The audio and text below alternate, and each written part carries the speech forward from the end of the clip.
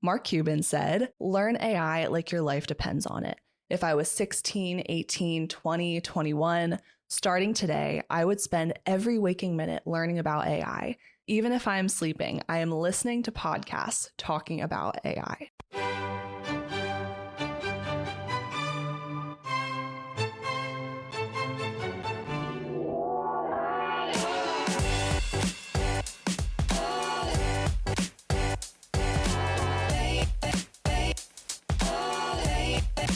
This is Career Composer. I'm Erin, and I'm helping you, professionals under 30, navigate your careers with a music-themed twist. I'm giving you the job search and career advice you need to get that job, but we'll also talk about music, how to balance our personal and professional lives, and figure out what we're meant to do. Ready? Let's go. Hi, everyone. Welcome to Career Composer. My name is Erin and I am a full-time career coach at a top university here in Washington, D.C. I am so excited to have this conversation with you today. Earlier this summer, I attended a NACE 2025 in Philly, which is just about an hour from where I grew up in Berks County, Pennsylvania. And this conference was so much fun. I think I went to the Reading Terminal Market probably 6 or 7 times in about 4 days. NACE is a national association of colleges and employers, and it's made up of about 20,000 recruitment and early talent professionals, college career services staff members, and employers who are helping early talent find their way faster. And by early talent, I mean people who are early in their careers like you and I. NACE was so inspiring, and the themes of this conference were Gen Z, AI, the future of work, and hiring diverse talent.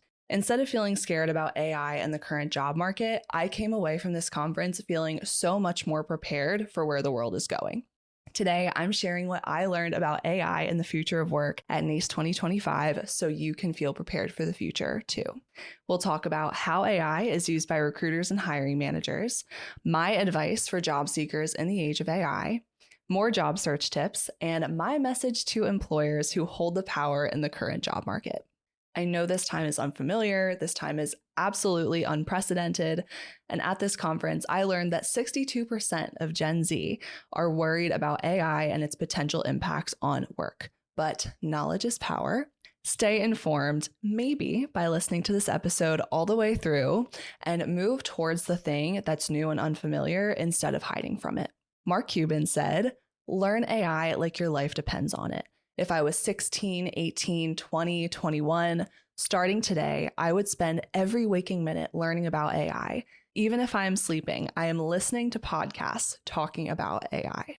Make sure you hit that follow or subscribe button, leave a 5-star review if you found this episode helpful, and stay up to date on all of our socials. Career Composer is a music-themed career and life advice podcast, and while today is really focused on NACE, our other episodes include music elements woven throughout the career advice.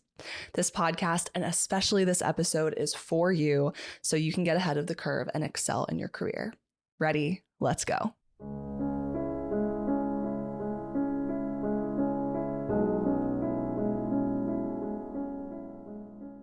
AI, the future of work, and my message to employers. I want to start off today by talking about a conversation I had with someone at Duolingo. Keep in mind, Duolingo is a highly competitive organization that employs some of the best minds in the world. It's going to be difficult to get a job there no matter what the market looks like. A recruiter at Duolingo shared that at one point, applicants were given a test to complete within 1 week. And now applicants are given a similar test to complete in 1 hour, but they are allowed to use AI. My question for this employer was, are applicants expected to know how to use AI? And this answer was a confident yes. Duolingo received 15,000 applications for 15 internships this summer. My follow-up question to that was, do you provide employees with training on AI? And she gave 4 incredibly detailed examples of the training that is currently provided, saying that Duolingo is very big on upskilling its employees. Now, this conversation was mainly about software developers, so if anyone should be expected to know how to use AI, it should be them. And Duolingo is actively providing training on AI for their employees, and I'm completely okay with this because this company is walking the walk. If you expect candidates to know how to use AI, you should be providing training to your employees so they know how to use it too.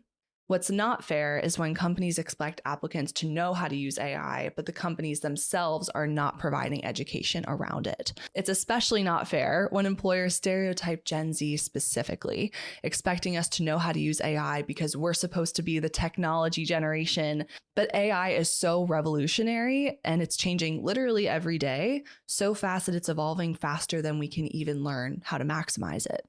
If employers don't know how to use AI effectively themselves, why should they expect Gen Z to come in and have all the answers for them? It just doesn't work that way. We are all new to this. We're all in the same playing field. And so my message to employers is to walk the walk. Don't expect applicants to offer something that you're not willing to offer in return. Another session I attended that was probably my favorite session at the conference was called Big Dreams, Bigger Challenges, What's Driving the Class of 2025. The director of research at Handshake, which is a job search platform you might be familiar with, confirmed what we already know as Gen Z. We want AI training. We want to be the best employees we can be, the best professionals we can be, and we want our employers to be the ones to teach us how to use it effectively in our roles. My favorite panelist in the session was Fatima Jaffer, who is the vice president and head of early talent in North America at TD Bank. And when asked whether she thinks that AI will take our jobs, she said, absolutely not, which I was so happy to hear. Instead, employees will be expected to accomplish more in their roles because they now have access to AI. A different speaker, David Epstein, said that this is uncomfortable, obviously. We are being asked to operate on a higher level, to raise the bar as humans and maximize our productivity. But what we know from when computers were invented and when everyone thought computers would change the world, which they did, is that once humans adapt to new technology, we're actually happier about it because it makes our lives easier. We can do more. Fatima also said that the nature of entry-level roles will change. So people in entry-level roles will be asked to complete tasks that can be completed using AI to free up senior-level professionals to do more complex work. My advice for job seekers in the era of AI is to learn how to use AI to increase your productivity in your specific area of work. It's too overwhelming to learn it all. We know that.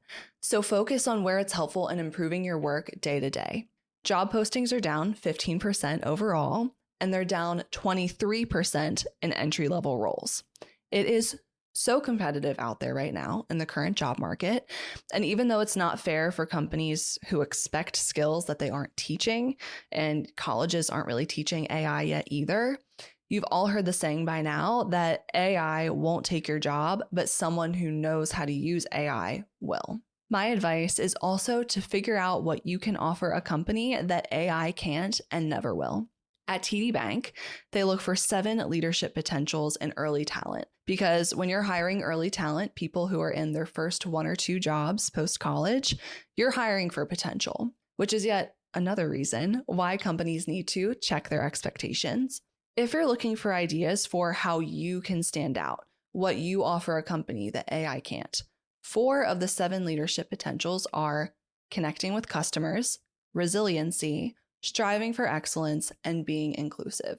So if any of those sound like you, then I would focus on some of those leadership potentials. Once you know what you offer that AI can't, I would experiment with how AI can elevate your impact even further. When you put what you can offer that AI can't offer and what AI can do to help you be more productive, when you put those 2 together, you are going to be so unstoppable and companies won't be able to ignore you. Now let's talk about how AI is used by recruiters and hiring managers to review applications and find the right talent. At TD Bank, AI is used to identify skills in applicants that TD has decided are important at their company.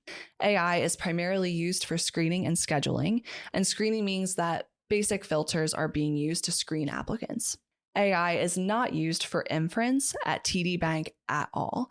And this doesn't mean that inference isn't used at other companies. I tried to find the percentage of companies that use inference in their application screening process, and I just couldn't find it. So we don't really know how many companies are using inference. So what is inference? And I didn't know what this was either before this conference. So if you haven't heard of this, you're not alone. Inference is when an AI model is trained on a massive data set of past job applications and related information, like successful candidate profiles or job performance data. The AI model learns to identify patterns, skills, keywords, and other criteria that correlate with successful hires. Once the AI model is trained, when a new job application is submitted, the AI model processes the data in the person's resume, and based on the patterns and knowledge learned during training, the AI model then infers or predicts how well the candidate's profile matches the job requirements. This is a lot different than using basic filters to screen out applicants. An inference, in the way I understand it, isn't really fair because it's taking into account patterns that candidates don't even know about. Whereas candidates do have control over what keywords they use and how they speak about their experience in their bullet points. Again, we want to give candidates the information that they need to be successful. Otherwise, the job application process isn't fair. AI will favor certain applicants over others. And when the application review process is skewed, employers actually get farther and farther away from finding the right candidate match. Something positive that TD Bank does is they also use AI to identify who has shown interest in working at their company. I would also listen very closely to this. By showing interest, this means that any applicant who scanned a QR code at a career fair, registered for a company's site visit or networking event, or who signed up for an online information session. So when you, as the applicant, have the chance to engage with the company, do it, especially if you're targeting larger organizations that use AI to screen applicants and take into account a candidate who has shown interest through, let's say, scanning a QR code at a job fair. More job search tips. There were 8 or 9 people from Holt International Business School at NACE. And if you are an oldie but goodie, you might remember that our guest, Natalie Chona, in episode 9, and this episode was called Your Guide to Work, Travel, and Building a Life You Love, she went to Holt in Boston. 98% of the students at Holt are international. And what I learned from the people who work there is to search for jobs where there is scarcity in the market. I thought this was so smart. It is hard to get a job in the US as an international student, and it's also hard for domestic students and domestic workers to get jobs in the US right now. So the same tactic could really work for anyone. The example one person gave is that students were having trouble getting certain jobs in Boston, but for some reason, employers in Salt Lake City, Utah really needed a specific kind of talent in that area, so much so that they were willing to sponsor international students' visas if they would move to Salt Lake City, Utah. So if you're having a hard time getting a job and you're willing to move somewhere where there is scarcity in your market, and if the price is right, of course, and it makes sense for you, consider targeting those geographic areas. This could also mean targeting small businesses. Maybe your preference is to work for a large, well-known organization or work on a large team with mentorship and growth opportunities at a large organization.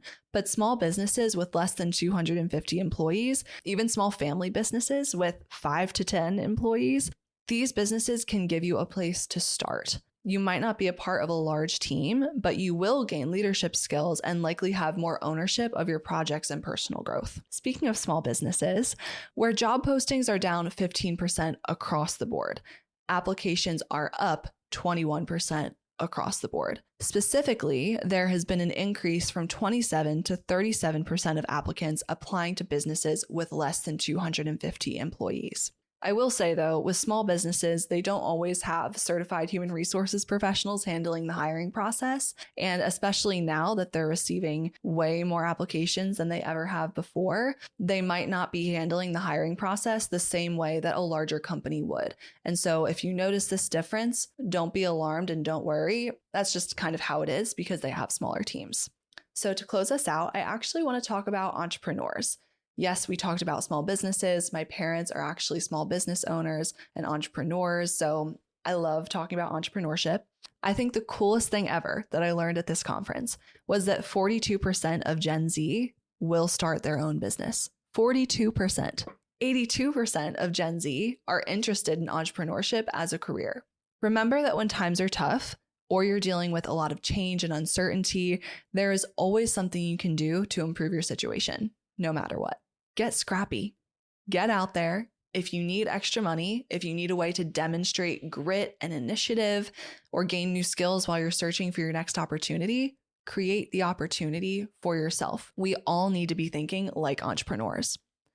Career Composer does not support me financially yet, but I absolutely love it It's my passion, and I know for sure that other people are impressed by me taking the chance on myself and also providing value to this community. I also took the skills I learned from starting Career Composer and started a podcast at the university that I work for, which directly impacted my organization in a positive way. My parents are entrepreneurs, so let me know if you want an episode on what it's like to start your own business, whether or not you should, and the pros and cons of doing this early in your career. All right, everyone, that is my advice. That's what I learned about AI and the future of work at NACE 2025 Philadelphia. I'm so grateful I had the opportunity to attend this conference, and I left feeling so inspired. And I think that is the biggest gift that you can get whenever you develop professionally, is feeling inspired and having that renewed energy to take back to your company or to your passion project, or just to refresh you in your life and career. The challenges we're facing right now are unique, but humans have been rising to the challenge for generations, hundreds and thousands of years. We're not special. We're not different. These are just the challenges of our generation. We're going to be just fine. I truly believe that. And there is so much to be thankful for always. So take what you learned today about AI, go change the world, maximize your productivity, and figure out how you are going to use AI in your career. See you next time. Thank you so much for listening. I hope you found today's episode helpful. Career Composer will be back with a new episode every other Monday. And if today's topic really resonated with you, I hope you'll consider leaving a review wherever you listen to your podcasts. Reviews will really help this podcast grow so I can keep bringing you the career content that you want. You can also email me at careercomposerpodcast@gmail.com with feedback or questions, because I want to give you the career advice that you actually want to hear. That's all for now. Thank you so much for listening. I'll see you next time, and have a great day.